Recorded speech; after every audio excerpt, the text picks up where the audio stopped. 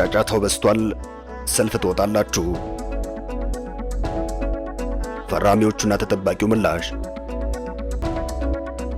መቼም እስራኤል የነካችው ነገር ሲገን ከአንዱ ወደ አንዱ በብርሃን ፍጥነት እንደሚዛመድ ሰደድ እሳት አይነት ነው። አርብን ጠብቀው መግለጫ ይሰጣሉ የሚባሉት ኢራን አያቶላህ እስራኤል ባለፈው አርብ ለሶማሌላንድ ዕውቅና መስጠቷን ተከትሎም ዓለም በአንድ እግሩ ቆሟል። ጉዳዩም በቀላሉ የሚበርድ አልሆነም። ከተጠባቂዎች ኢትዮጵያና ቻይና ውጭ አብዛኞቹ ሀገራት ሶማሊያን ደግፈው ምላሽ ሲሰጡ፣ የጸጥታው ምክር ቤት ደግሞ በሰዓታት ልዩነት ውስጥ ተጠባቂው ምላሽ ይሰጣል።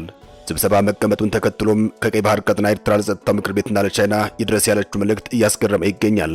መልእክቱ ከብዙ አቅጣጫ አስገራሚ ማነጋገር የሚሆነው ከኢትዮጵያ አንጻር ሲታይ ሲሆን ኢትዮጵያ እንደ አሜሪካ ላለመቸኮል የወሰነችው ከተጠባቂነቱ አንጻር ይመስላል።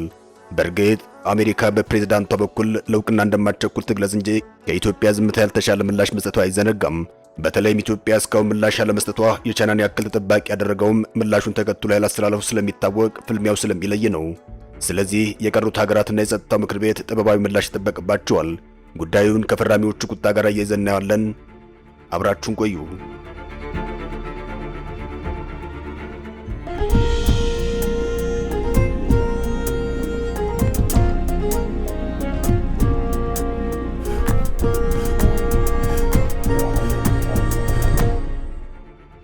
ሶማሌላንድ ሰሞኑን አልተፈጠረችም፣ የዛሬ 34 ዓመት እንጂ። እንዲህ ያለ ምላሽ የሰጡት የእስራኤል ውጭ ጉዳይ ሚኒስትር ጌዲዮን ሳር ናቸው። ባለስልጣኑ አያይዘው ለሶማሌላንድ ዕውቅና በመስጠታችን ይህ ሁሉ ጫጫታ የተነሳው ንፍቅና እንጂ ሌላ አይደለም፣ ይህች ሀገር ሰሞኑን ወይም ባለፈው ሳምንት አይደለም የተፈጠረችው በማለት ቁጣቸውን አሰምተዋል። አንዳንድ የአረብና የሙስሊም ሀገራት ለራሳቸው በጎን አብርሃም አኮርድስ በሚል ከዛ በፊት ከእስራኤል ጋር ተፈራርመውና ዕውቅና ሰጥተው ሳለ ለመናውን ደርሰው እንደሚንጫጩ ራሱ አልገባኝም። ይህች ስትራቴጂካዊ ቦታ ላይ ያለች ሀገር ለዓመታት ዕውቅና ያለህ ብላ ጎረቤቶቿን ሁሉ ተማጽና በመጨረሻም ለራሷ በስንት መከራ ዕውቅና ባገኘችው እስራኤል ዕውቅና ማግኘቷ ሀገራት ቢንጫጩም ነገ በሰልፍ ዕውቅና እንደሚሰጧት ጥርጥር የለውም። አትንጫጩ፣ ሰልፍ ትወጣላችሁ ሲሉ ተደምጠዋል። በእርግጥ ሶማሌላንድ የውስጥ መረጋጋት ያላት በተነጻጻሪነት ከሌሎቹ የሶማሌ ግዛቶች የተሻለ ደህንነትና ተግባራዊ መንግስት አስተዳደር የሚታይባት ግዛት እንደሆነ ይታወቃል። ዓለም አቀፍ ዕውቅና የተነፈጋት ቢሆንም እውነታው ይህ ነው። የባህር ላይ ደህንነትን ማረጋገጥ፣ የወደብ መሠረተ ልማት ማስፋፋት ፍላጎት በዓለም ሀያላን ዘንድ እየጨመረ ከመምጣቱ አንጻር ተፈላጊነቷ አንድ አዲስ ከፍ ብሏል። የቀይ ባህርን የኤደን ባህረ ሰላጤን የምታዋስነው ሶማሌላንድ ስትራቴጂካዊና የጂኦፖለቲካ ጠቀሜታዋ በቀጠናው ተዋናይ መሆን ለሚፈልጉ የውጭ ኃይሎች እየሳበች ይገኛል። ዋናው የዓይናቸው ማረፊያም ሆናለች። በተለይም በቀጠናው እጃቸውን የማስገባት ፍላጎት ካላቸው የውጭ ኃይላት ጋር የምታደርጋቸው የትብብር ስምምነቶች እየጨመረ መምጣት የግዛቷን ስትራቴጂካዊ ዋጋ ከፍ አድርጎታል። ይህም የመጪው ዘመን መፋለሚያ ሜዳ እያደረጋት ይገኛል። ዩናይትድ ስቴትስ፣ ቻይናና ሩሲያ ብሎም የባህረ ሰላጤው ሀገራት በቀጠና ያላቸውን ስትራቴጂካዊ መተላለፊያ የማግኘት ወታደራዊ ሰፈርን የመመስረት በለውም ኢኮኖሚያዊ ተጽዕኖአቸውን የማንሰራፋት ግባቸውን ለማሳካት በሰፊው እየተንቀሳቀሱ ይገኛል። ዕውቅናውን ተከትሎም የቻይና በጅቡቲ ወታደራዊ ሰፈር መመስረት እንዲሁም የባህረ ሰላጤው ሀገራት በበርበራ ወደብ ኢንቨስትመንት መሰማራት በአካባቢ ያለው ወታደራዊና ንግዱ መስክ ላይ የበላይነት ለመያዝ ያላቸውን ፉክክርና ሩጫ በቅጡ የሚያሳይ ማስረጃም ተደርጎ እየቀረበ ይገኛል። እስራኤል በውጭ ፖሊሲዋ ለረጅም ጊዜ ስትከታተል የቆየችው ፕሬፔሪ ዶክትሪን ነበር። የፖሊሲው እሳቤም እስራኤል የቅርብ ጎረቤቶቿ ከሆኑ ሀገራት ጋር የምታራምደውን አጋርነትና ወዳጅነት ዋነኛ ኢላማ ያደረገው ያሉባትን የአደጋ ስጋቶች ለመቀነስ የሚያስችሉ ትብብሮችን መሰረት አድርጎ እንደሆነ ይነገራል። የእስራኤል መንግስት በቀይ ባህር ቀጠና ላይ እንደ አዲስ ትኩረት አድርጎ የወጡ መረጃዎች እንደሚያመላክቱት ከሆነ የባህር ላይ ደህንነት፣ የኢራን ተጽዕኖ በቀይ ባህርና በአካባቢው እያየለ መምጣት እንዲሁም ደህንነቱ የተጠበቀ የንግድ መተላለፊያ መስመር መፍጠር ፍላጎቱን መሰረት ያደረገ እንደሆነ ይነገራል። ብዙዎች የእስራኤል ለሶማሌላንድ ዕውቅና ለመስጠት ያበቃት ምክንያት እያስቀመጡ ሲሆን እስራኤል በቀይ ባህር መተላለፊያ ኮሪደር እግሯን ለማስገባት ያላትን ስትራቴጂ በማመላከት ነው። የተባበሩት መንግስታት የጸጥታው ምክር ቤት በሶማሌላንድ ዕውቅና ጉዳይ በሚያደርገው ስብሰባ ላይ ቻይና የሶማሊያ ሉዓላዊነት እንድትከላከል ኤርትራ ከስብሰባው አስቀድማ መጠየቋ ይታወቃል። ቻይና እስራኤል ለሶማሌላንድ የሰጠችውን ዕውቅና ከታይዋን ጋር በማመሳሰል ምክር ቤቱ የማያወላውል ምላሽ እንዲሰጥ የሚጠበቅባትን የሞራል ኃላፊነት እንድትወጣ ጭምር ኤርትራ ጥሪዋን ማቅረቧን አስገርሟል። የኤርትራ የማስታወቂያ ሚኒስትር ባወጣው መግለጫው እስራኤል ለሶማሌላንድ የሰጠችው ዕውቅና ቀጠናዊና ዓለም አቀፋዊ አደገኛ ቀውስና ብጥብጥ ለመፍጠር ለረጅም ጊዜ ሲብላላ የቆየ ጉዳይ ነው ሲሉ ተደምጠዋል። ስለዚህም የጸጥታው ምክር ቤትና በአባላቱ ደረጃ የማያሻማ ምላሽ የሚያስፈልገው ጉዳይ ነው ስትል ኤርትራ አቅርባለች። ከዚህ አንጻር ይህ ጉዳይ ከታይዋን ጉዳይ ጋር የሚመሳሰል በመሆኑ ህዝባዊት ሪፐብሊክ ቻይና ከምታራምደው አቋም አንጻር ያለባትን ሞራላዊ ኃላፊነት መወጣት ይጠበቅባታል ስትል ኤርትራ ቻይና በጸጥታው ምክር ቤት ውስጥ የሶማሌላንድን ዕውቅና የሚቃወም አቋም እንድታራምድ መጠየቋም ትኩረትን የሳበ ሆኗል።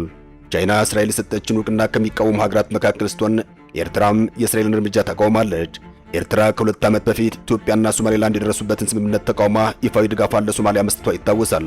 መነጋገሪያ በሆነው እስራኤል ለሶማሌላንድ የሰጠችው የአገርነት ዕውቅናን በተመለከተም በተባበሩት መንግስታት የጸጥታ ምክር ቤት ንግግር ይደረጋል። እናም ተጠባቂው ምላሽ ነው። ቻይና ተገንጣይነትን አታበረታታም። ስለዚህ ተጠባቂው ምላሿ ይገመታል። ቻይና በጅቡቲ ወታደራዊ ሰፈር መመስረት እንዲሁም የባህረ ሰላጤው ሀገራት በበርበራ ወደብ ኢንቨስትመንት መሰማራት በአካባቢው ያለው ወታደራዊና ንግዱ መስክ ላይ የበላይነትን ለመያዝ ያለው ፉክክርና ሩጫ በቅጡ የሚያሳይ ማስረጃ ተደርጎም በስፋት ይቀርባል። በአሁኑ ሰዓት በዚህ የምስራቅ አፍሪካ ቀጠና ላይ አሜሪካ፣ ቻይና፣ ሩሲያና የባህረ ሰላጤው ሀገራት ያላቸውን ስትራቴጂካዊ መተላለፊያ ማግኘት፣ ወታደራዊ ሰፈር መመስረት ብለውም ኢኮኖሚያዊ ተጽዕኖ የማንሰራፋት ግባቸውን ለማሳካት በሰፊው እየተንቀሳቀሱ ስለሆነም ትንቅንቁ ከባድ እየሆነ መጥቷል። እስራኤል ለሶማሌላንድ ይፋዊ ዕውቅና የመስጠቷ ውሳኔ በምስራቅ አፍሪካ ፖለቲካ ብቻ ሳይሆን በመካከለኛው ምስራቅ ውስጥም ትልቅ ለውጥ የሚፈጥር አዲስ ክስተት የመሆኑ ጉዳይ አይቀሬ ሆኖም እየተዘገበ ይገኛል። እስራኤል የሶማሌላንድ ዕውቅና መስጠት በምላሹ ወታደራዊ ቤዝ አሊያም የባህር ጦር ሰፈር ለማግኘት የሚያስችላት ሲሆን ይህም ከሁቲዎችና ከኢራን ጋር ያላትን ሽኩቻ ከፍ ያደርገዋል። በተለይም ሁቲዎች ገና ከወዲሁ መዛት ጀምረዋል።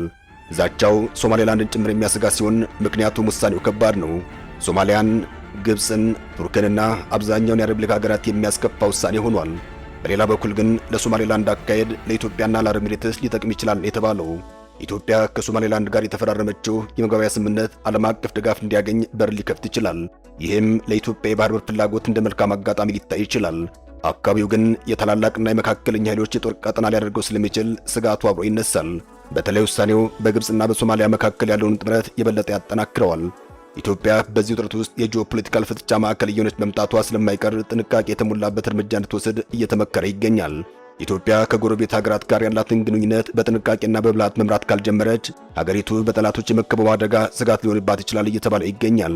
ሶማሊያም ለእስራኤል ውሳኔ በኢትዮጵያ ሶማሌላንድ መካከል ተፈርሞ የነበረውን የመግባቢያ ስምምነት የፈጠረ ዲፕሎማሲያዊ ውዝግብ ተቀጽላ ነው ብላም ቂም መያዟና ከግብፅ ጋር ያላትን ግንኙነት በመጠቀም ኢትዮጵያን ለመበቀል ፍላጎት ማሳደሯ የሚጠበቅ ስለሆነም ይህም ከግምት ውስጥ መግባት አለበት።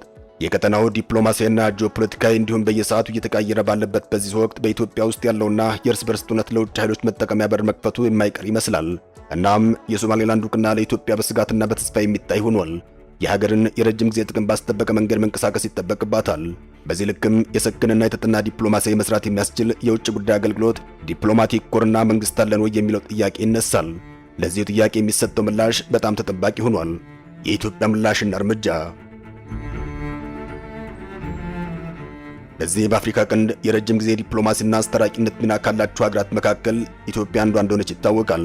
የቅርብ ይሁን የሩቅ ታሪክ እንደሚያስረዳው ኢትዮጵያ ባላት የህዝብ ቁጥር ብዛትና በነበራት ወታደራዊ አቅም ብለውም ጠንካራ ዲፕሎማሲ ተጽዕኖ ምክንያት ተሰሚነት እንደነበራት አይዘነጋም። በቀንዱ ፖለቲካ ዋና ተዋናይ በመሆን የሰላም አስከባሪ ኃይል በማሰማራት አገሮችን አፈላልጎ ህብረት በመፍጠር ብለውም በጠንካራ የደህንነት አቅርቦት ምንጭነት በቀጠና ተጽዕኖ መፍጠር የቻለች ሀገር ናት። ከቅርብ ዓመታት ወዲህ ግን ኢትዮጵያ በአፍሪካ ቀንድ የነበራት ሚና እንደ ወትሮ ጎልቶ እየታየ አይደለም። አጀንዳን የመቅረጽ የመቆጣጠር አቅሟም እየተዳከመ ነው የሚሉ አስተያየቶችም አመዝነው እየተሰሙ ይገኛል። ለዚህ ያበቃት ምክንያት ደግሞ የእርስ በርስ ጦርነቱና ውስጥ ያለ መረጋጋቱ ሲሆን ውስጣዊ ነውጧን የሚፈልጉ ግብፅና ኤርትራ በቀጠና ያላትን የበላይነት ለማሳጣት ተጣምረው እየታዩ ይገኛል። ያም ሆኖ ግን ጥንቃቄ ከጨመረችበት ኢትዮጵያ አሁንም ዕድል ከሷ ጋር ያለ ይመስላል። ኢትዮጵያ በቀጠናው ላለው ወደብ አልባ ሀገር በባህር ዳርቻ መግቢያ እንዲሁም የወደብ መተላለፊያ ማግኘት በአፍሪካ ቀንድ ያለው የኃይል ሚዛን ከመቆጣጠር አንጻር የሚያሳድረው ተጽዕኖ ቀላል አይሆንም። ስለዚህ ኢትዮጵያ ለአሸናፊነት የሚከተለውን ጥያቄ መመለስ እንደሚጠበቅባት የዘርፉ ባለሙያዎች ይመሰክራሉ። የመጀመሪያው ኢትዮጵያ የቀጠናውን አጀንዳ መቅረጽ ባለመቻሏ በአካባቢው ካሉ ሌሎች ተዋናዮች አንጻር የደረሰባት ውድቀትና እየከፈለች ያለው ዋጋ ተሰልቷል የሚለው ጥያቄም መመለስ ይገባዋል። ከዚያም የቀጠናው መረጋጋትና ኃይል አስተላለፉ ላይ ያሳደረውን ተጽዕኖ በቅጡ ገምግማለች ወይ? የእስራኤል ለሶማሌላንድ ዕውቅና መስጠት ለኢትዮጵያ ምን ፋይዳ አለው? በቀጠናው ሊኖራት የሚችለውን የጂኦፖለቲካ ተጽዕኖ ተጨማሪ ድል ወይስ ተጨማሪ ማነቆ የሚለው ጥያቄም ወሳኝ ነው ይነሳል። በአሁኑ ወቅት በሀገር ውስጥ ያለው አሳሳቢ ሆኖ የቀጠለው የእርስ በርስ ውጊያና ግጭቶች ኢትዮጵያ በሶማሌላንድ ሆነ በቀይ ባህር ላይ ለምታራምደው የውጭ ፖሊሲ ለውጭ ተጋላጭነቷን አይጨምርም ወይ የሚለው ጥያቄም ኢትዮጵያ የጂኦፖለቲካ የፍጥጫ ማዕከል እየሆነች መምጣቷን ያሳያል። በተለይም ከጎረቤት ሀገራት ጋር ያላትን ግንኙነት በጥንቃቄ መምራት ካልጀመረች ሀገሪቱ እንደ ግብፅና ኤርትራ ባሉ ባላንጦች የመከቡ አደጋ ስጋት ሊሆንባት ይችላል። ምክንያቱም ሶማሊያ ለእስራኤል ውሳኔ በኢትዮጵያ ሶማሌላንድ መካከል ተፈርሞ የነበረው የመግባቢያ ስምምነት የፈጠረው ዲፕሎማሲያዊ ውዝግብ ተቀጽላ ነው ብላ ቂም መያዟም ከዚያም ከግብፅ ጋር ያላትን ግንኙነት በመጠቀም ኢትዮጵያን ለመበቀል ፍላጎት ማሳደሩ አሁንም በድጋሜ የኢትዮጵያ ምላሽና እርምጃ ጥንቃቄ የተሞላበት እንዲሆን በስፋት እየተመከረ ይገኛል።